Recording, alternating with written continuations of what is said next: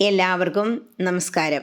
ഇന്ന് നാരായണീയം 25-ാം ദശകത്തിലെ 7-ാമത്തെ ശ്ലോകത്തെക്കുറിച്ച് ചിന്തിക്കാം. ഹരേ നാരായണ. തെക്ത്വാ തം ഹതമാശുരക്തലഹരീ സിക്തോന്നമദ്വർഷ്മണി പ്രത്യുൽപത്യ സമസ്തദൈത്യപടലീം ചാഖ്യാധ്യമാനേ ത്വയി ഭ്രാമ്യദ്ഭൂമി വികമ്പിതാംബുദികുലം വ്യാലോലശൈലോൽക്കരം പ്രോത്സർപ്പദ്ഗചരം ചരാചരമഹോ ദുസ്താമവസ്ഥാം ദധൗ. ഇനി ഈ ശ്ലോകത്തിലെ ഓരോ വാക്കുകളുടെയും അർത്ഥത്തെക്കുറിച്ച് ചിന്തിക്കാം. തെക്ത്വാതം, ഹിരണ്യകശിപുവിനെ ത്യജിച്ചിട്ട് അല്ലെങ്കിൽ വിട്ടിട്ട്. എങ്ങനെയുള്ള? ജീവനോടെയുള്ള അല്ല, ജീവനോടെ ഉള്ള ഹിരണ്യകശിപുവിനെ അല്ല. ഹതം ആശു, ക്ഷണത്തിൽ കൊന്നുകളഞ്ഞ ആ ഹിരണ്യകശിപുവിനെ വിട്ടിട്ട്. രക്തലഹരി സിക്തോന്നമദ് വർഷ്മണി പ്രത്യുൽപത്യ, ചോര വീണു നനഞ്ഞതും വളർന്നുകൊണ്ടിരിക്കുന്നതുമായ ശരീരത്തോടെ കുതിച്ചു ചാടിയിട്ട് ആര്? ഭഗവാൻ. സമസ്ത ദൈത്യപടലീം ചാഖ്യാദ്യമാനേ, സകല ദൈത്യ സമൂഹത്തെയും തിന്നു തീർക്കാനൊരുങ്ങുന്ന ആര്? ത്വയി, അങ്ങ്.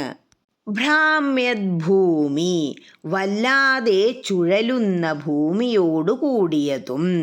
വികമ്പിതാംബുദികുലം, ഇളകിമറിഞ്ഞ സമുദ്രങ്ങളോട് കൂടിയതും. വ്യാലോല ശൈലോൽക്കരം, കിടന്നു കുലുങ്ങുന്ന പർവ്വതങ്ങളോടു കൂടിയതും. പ്രോത്സർപ്പദ്ഗചരം, തെറ്റിത്തെറിക്കുന്ന ജ്യോതിർഗോളങ്ങളോടു കൂടിയതുമായിട്ട്. ചരാചരം, ചലിക്കുന്നതും ചലിക്കാത്തതുമായ, അതായത് ഈ ജഗത്തിലുള്ള, ഈ ഭൂമിയിലുള്ള സ്ഥാവര ജംഗമങ്ങളായ എല്ലാ വസ്തുക്കളും. ആഹോ, ആശ്ചര്യം തന്നെ. അതായത് ചലിക്കുന്നതും ചലിക്കാത്തതുമായ സ്ഥാവര ജംഗമങ്ങളായ ഈ ജഗത്ത് മുഴുവൻ അങ്ങനെ കിടന്നു കുലുങ്ങാണ്. അതുകൊണ്ടാണ് ഇവിടെ അഹോ, ആശ്ചര്യം തന്നെ എന്ന് പറയുന്നത്. ദുസ്താം അവസ്ഥാം ദധൗ, ഒട്ടും സുഖകരമല്ലാത്ത ആ ഒരവസ്ഥ, നിലതെറ്റിയ ഒരു മട്ടിലായിത്തീർന്നു. അതായത് ഹിരണ്യകശിപുവിനെ വധിച്ചു, എന്നിട്ടും ദേഷ്യം തീരാതെ ഭഗവാൻ മറ്റുള്ള ആ സകല അസുരന്മാരെയും കൂടി അങ്ങോട്ട് നശിപ്പിക്കാം എന്ന ഒരു ഭാവത്തിലായി മാറി. ശരീരം വളർന്നു, അങ്ങോട്ട് ഉയർന്നു കുതിച്ച് ചാടി. അപ്പോൾ ഭൂമിയും ജ്യോതിർഗോളങ്ങളും എന്നു വേണ്ട സകലതും കിടന്ന് കുലുങ്ങി ഇളകി മറിഞ്ഞു എന്നാണ് പറയുന്നത്. ഇനി ഈ അർത്ഥങ്ങളെല്ലാം മനസ്സിൽ വെച്ചുകൊണ്ട് ആ ശ്ലോകം ഒന്നുകൂടി ചൊല്ലി നോക്കണം. എന്താ പറയണേ? ഇവിടെ ഹിരണ്യകശിപുവിനെ വധിച്ചു എന്ന് മനസ്സിലായി.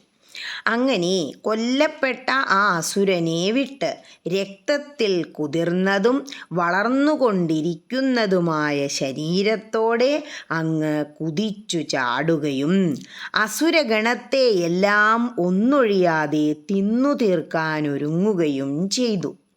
ആ സംഹാര താണ്ഡവം തുടർന്നുകൊണ്ടിരുന്നപ്പോൾ കലങ്ങി മറിഞ്ഞ സമുദ്രങ്ങളോടും ഇളകിയാടുന്ന പർവ്വതങ്ങളോടും സദാ പ്രഹരമേറ്റു മേലോട്ടുയരുന്ന പ്രഭാപടലങ്ങളോടും കൂടിയ ഭൂമി മുഴുവൻ നിലതെറ്റി സ്ഥിതി ചെയ്തു എന്നാണ് ഭട്ടതിരിപ്പാട് പറയുന്നത്.